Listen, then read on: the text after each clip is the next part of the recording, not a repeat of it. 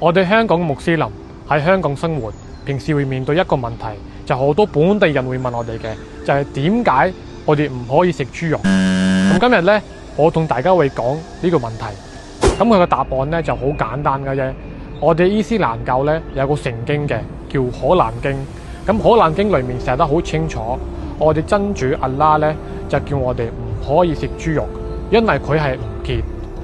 科學家咧就話啲豬咧會食唔同嘅污糟嘢，例如自己個屎、其他動物啲屎、死咗嗰啲動物同埋垃圾，所以咧個豬咧會有寄生蟲，例如酸毛、肉孢子，咁個人咧會有寄生蟲感染。食豬肉咧令到個人咧可以有型冠炎 E 同埋大腸癌，同埋對住個人嘅肝咧都幾傷心嘅。咁你哋而家咧就諗緊，如果我哋穆斯林唔可以食豬肉，咁我哋可以食咩肉呢？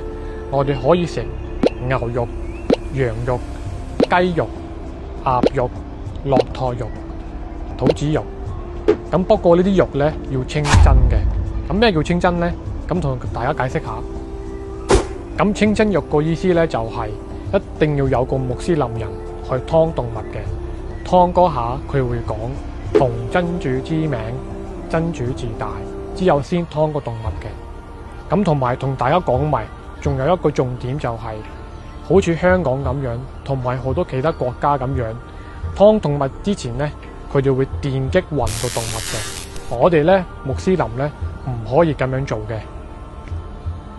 अगर आपको मेरी ये रील इन्फॉर्मेटिव लगी है, प्लीज़ अपने चाइनीज़ दोस्तों के साथ शेयर करें। Thank you.